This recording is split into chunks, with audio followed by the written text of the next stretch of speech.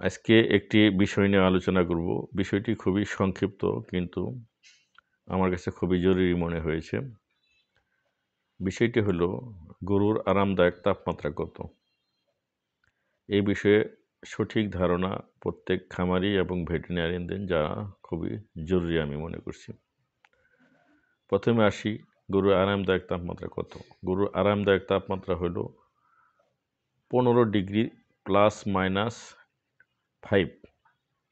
অর্থাৎ 15 থেকে যদি 5 যোগ করি 20 ডিগ্রি সেন্টিগ্রেড, এবং নিচে যদি 5 বিয়োগ করি 10 ডিগ্রি সেন্টিগ্রেড। এই তাপমাত্রায় গরু খুবই আরাম অনুভব করে। তারপরেও যদি আরও একটা ওয়াইড রেঞ্জ আছে গরুর তাপমাত্রার, সেটা হলো আরও 5 ডিগ্রি যদি বাড়ানো হয় বা 25 ডিগ্রি সেলসিয়াস, এখানেও গরু তেমন কোনো অসুবিধা হয় না। এবং তারপরেও নিচে যদি আরও 5 ডিগ্রি কমানো হয় বা 5 ডিগ্রিতে আনা হয়, সেখানেও গরু তেমন কোনো অসুবিধা হয় না। অর্থাৎ একটা ওয়াইড রেঞ্জ আছে গরুর তাপমাত্রার, সেটা হলো 5 ডিগ্রি থেকে 25 ডিগ্রি সেলসিয়াস। বাংলাদেশের তাপমাত্রা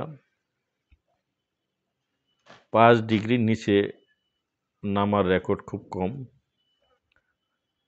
খুব শীতের মধ্যেও 10 ডিগ্রিতে আসে, 5 ডিগ্রি নামার খুবই রেকর্ড খুব কম।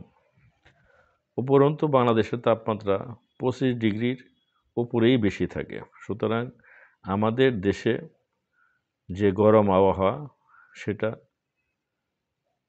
গরুর জন্য খুবই স্ট্রেসফুল। অল্প কিছুদিন সময় গরুর জন্য সেটা ভালো থাকে, সেটা যতদিন তাপমাত্রা 10 থেকে 20 ডিগ্রির মধ্যে থাকে। সুতরাং বাংলাদেশের শীতকাল গরুর জন্য তেমন কোনো ক্ষতিকর প্রভাব নেই। পক্ষান্তরে বাংলাদেশের গরমকাল গরুর জন্য খুবই স্ট্রেসফুল। এই বিষয়টা মাথায় রেখেই আমাদের গরুর বিষয়ে যত কেয়ার নেওয়া দরকার। এখন আসি বরফের দেশে, যে সমস্ত দেশে স্নোফল পড়ে বা তুষারপাত হয়, সে সমস্ত দেশে গরুরা কীভাবে কাটে।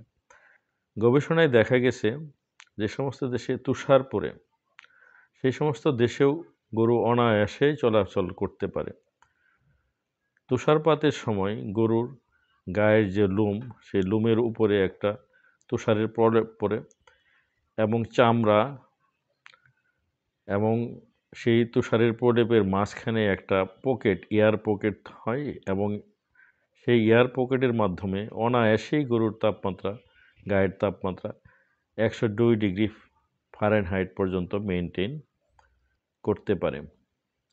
সুতরাং তুষারপাতের সময় গরুর তেমন কোনো ক্ষতি হয় না।